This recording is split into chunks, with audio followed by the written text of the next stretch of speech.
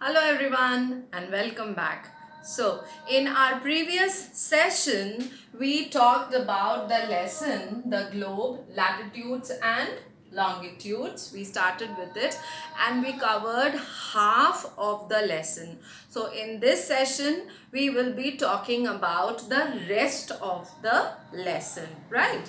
So, in our previous session, we talked about the lines of latitude, that is the lines, the imaginary lines, remember, imaginary lines which run from west to east or east to west, whatever you say, right? And they and the I mean the line equator, which lies at 0 degree, it divides the earth into two equal parts, two hemisphere, that is northern hemisphere and southern hemisphere. So we talked about latitudes in detail in our last session. So in this session we will be talking about the lines of longitude, right? The lines of longitude, we will focus on this part. So, as lines of latitude are also known as parallels, similarly, lines of longitude are also known as meridians. Fine? And these meridians or the lines of longitude, they run from north to south. So we can say that the longitudes, these are the imaginary lines running from north pole to south pole. So I hope this is very clear to you, and these lines of longitude, they are used as points of reference for locating places east and west. Now, east or west of what? So, the center is prime meridian. This is marked at 0 degree, right? Prime meridian is marked at 0 degree, and this prime meridian, which is also known as 0 degree meridian, it passes through a place which is which is few kilometers away, few kilometers east of London in UK, and the name of the place is Greenwich, right? The name of the place is Greenwich. So this prime meridian, which is 0 degree meridian, it runs through Greenwich in UK, right? So actually the longitude of a place is the angular distance of that place lying east or west of the prime meridian. So how do we locate a place? By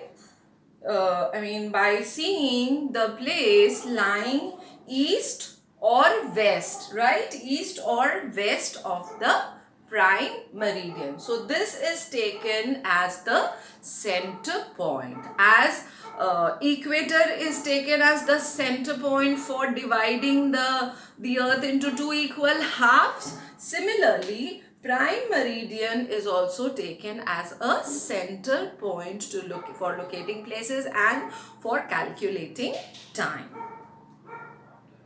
Thus, the prime meridian divides the earth into eastern part and western part, right? It divides the globe, the earth, into eastern and western hemisphere. I hope this much is clear to you. If a person is in the eastern hemisphere, then the longitude is measured in degrees east. And if the person is in the western hemisphere, the degree is measured in west, right? Degrees west. Similarly, the way we write for north and south, maybe for northern hemisphere and southern hemisphere, we write this much degree N or this much degree such and such degree S. Similarly, we write this much and this much degree east or west. We write E for east and W for west. So in total there are 360 meridians or longitudes. So there are 180 meridians to the east and 180 meridians to the west, which makes 360 altogether. So at the equator, the distance between two meridians is the greatest. That is, as the lines move near the poles, they become closer to each other. So we can see this very clearly in this diagram.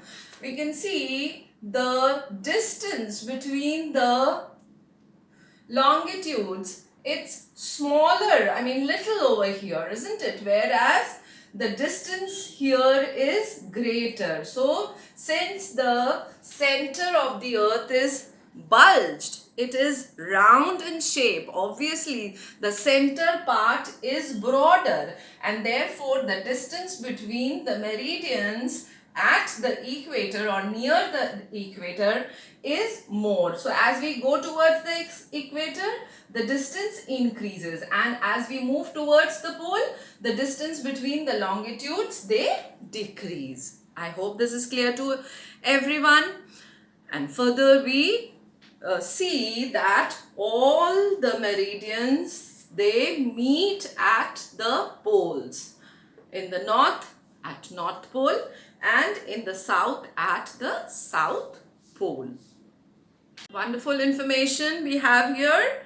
It says Eratosthenes was the Greek geographer who invented the system of latitude and longitude to locate places on the earth. So once a measurement is given, these imaginary lines, they help in locating places on the earth, right? So he was the first person to calculate the circumference of the earth, and he was the one who gave the name, he coined the term geography. Now let's proceed further and understand the next point in the lesson, that is longitude and time. So we calculate the time according to the position of the sun. So we all know that the earth is spinning on its axis, isn't it? And in due course, one of its part faces the sun, right? So the position of the sun and the earth keeps changing. This position, the position of the earth is not stagnant. Why not stagnant? Why not same? But because the earth is moving, it's not stationary. It is constantly going round and round. It's spinning on its axis, right? So therefore the position changes. Due to the rotation of the earth upon its axis. So one rotation of the earth upon its axis gives us the measure of the day. And we all know that there are 24 hours in a day, isn't it? So 24 hours in a day due to the rotation of the earth. This is all because of the rotation of the earth. But actually the earth rotates. So we see the sun rising from the east. We've always seen, isn't it? It's a universal truth that the sun rises in the east. But what about the movement of the earth? The earth moves, the earth spins from west to east, right? It is spinning from west to east, and that is the reason we can see the sun rising from the east. Now, the sun rotates from west to east direction and completes one circle. So, one complete circle which has, covers 360 degree. I repeat, one complete circle covers 360 degree. Thus, the earth rotates through 360 of latitudes in about 24 hours. To complete one rotation, to complete one spin, it takes 24 hours. And how many degrees are there? 360 degrees. And how many lines did we read? Yes, 180 in the eastern hemisphere and 180 in the western hemisphere, which makes 360 lines. So therefore our earth rotates through 15 degree of longitudes in 1 hour and 1 degree of longitude in 4 minutes. So if the entire time span is 24 hours, so 1 degree, the time taken to cover 1 degree is 4 minutes. I hope this part is clear to everyone. 1 degree of longitude, the sun will cover 1 degree of longitude in 4 minutes. So as the earth rotates, every meridian faces the sun. Obviously, when the earth is going round, suppose this is the sun. So when it is spinning, so obviously each degree will face the sunlight, isn't it? Each degree is going to face the sunlight. So, when the sun shines exactly overhead or is at the highest point in the sky, it is midday or 12 noon at that meridian. So suppose right now if it is 12 o'clock, when we look up at the sky, we will see that the sun is right overhead, right? So it's midday. So when the sun passes through whichever meridian, right, at that point of time, when it is right overhead, it's midday in the places which is located on those meridians, right? As for example, if we talk about the prime meridian, the longitude which is passing through Greenwich, which has been taken as the standard meridian, when it is midday or noon time in Greenwich, all the places, right, all the places which are located on this longitude will have midday, right? I hope this is clear. It means that if any meridian, this shows that whichever meridian is facing the sun, right, all the places of that meridian will have midday or noon, 12 o'clock noon at that particular time period. So the earth keeps on rotating on its axis from west to east. Therefore, the cities and places located towards the east of the prime meridian, right? I repeat, the places which are located at the eastern side of prime meridian, they will have the sunrise earlier, right? In those places, the sun will rise earlier than the cities or the places which are located on the western side of the prime meridian. If you imagine the sun is stationary, right, and the earth is moving from west to east, so obviously the cities or the places which are there in the eastern side of the prime meridian, right? This is the prime meridian. So the ones which are located on the eastern side, they will be facing the sun first, right? And then will the places on the western side of the prime meridian. Now, proceeding further, let's see the wonderful information which is there in our book.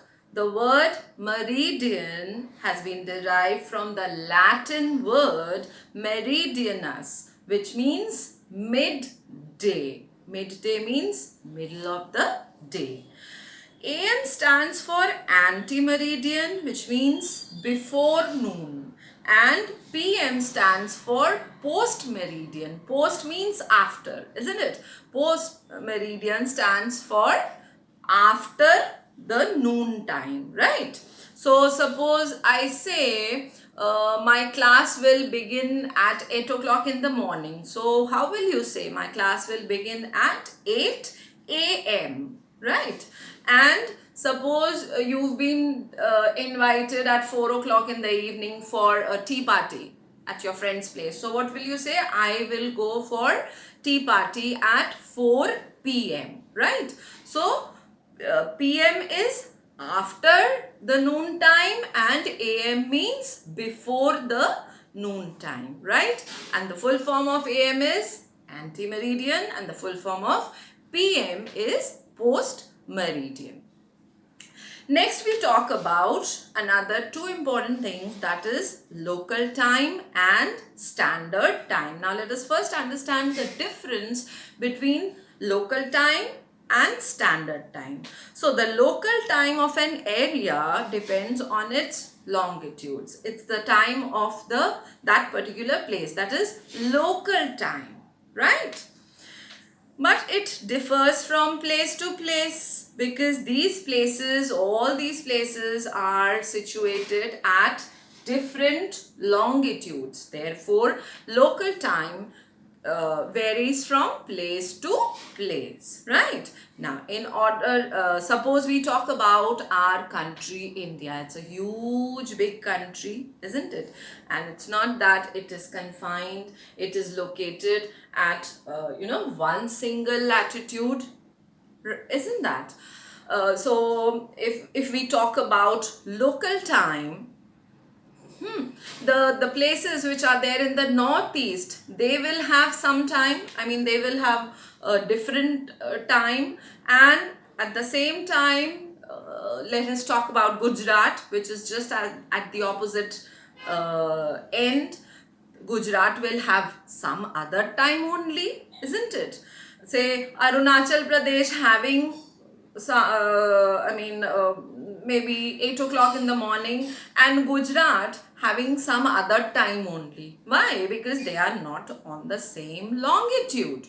So, this will lead to utter confusion in the country, isn't it?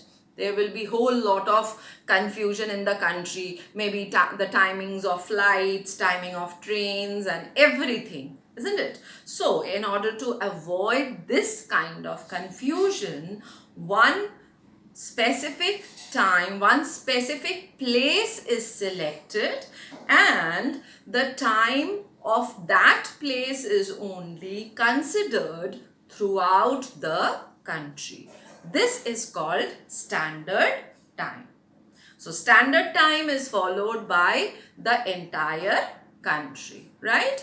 In order to avoid all kinds of confusion. Fine. So, when we talk about our own country, India, the city of Prayagraj, which is situated at 82.5 east longitude, this place, the time of this place has been set as the standard time for the entire country. Thus, the meridian 82.5 east is known as the standard meridian of India, right? I repeat, the meridian or the line of longitude which is passing through Prayagraj city, that is 82.5 east. This particular longitude has been named as the standard meridian of India, and time is calculated on the basis of this meridian, right?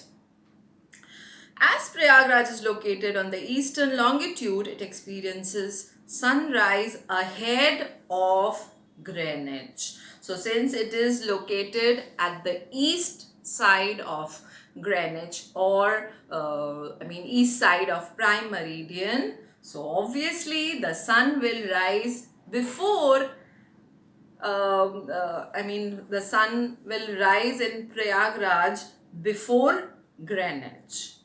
For every degree of longitude, there is a difference of 4 minutes, right? Therefore, the Indian Standard Time is 82.5 into 4 minutes, because each degree has a difference of 4 minutes from one degree to the next degree, right? The earth takes 4 minutes. All the lines are facing the sun, all the longitudes are facing the sun. So from one longitude to next longitude, the time taken by the earth to move is 4 degree. Fine, I hope this part is clear to you. 4 minutes. The time taken for the earth to move from one degree to next degree facing the sun, right? The sunlight, it takes 4 minutes. So when we calculate time, how will we calculate time in that case? The Indian Standard Time will be calculated by multiplying, isn't it? Since Prayagraj is situated at 82.5 degree, we will multiply it by 4 minutes, which means 330 minutes. If you multiply 82.5 into 4, the answer will be 330 minutes. Now, since it is in the east, this 330 minutes ahead of GMT, that is Greenwich Mean Time. This 330 minutes, which it will be ahead, that is before. Why? Because it's in the eastern side of GMT, isn't it?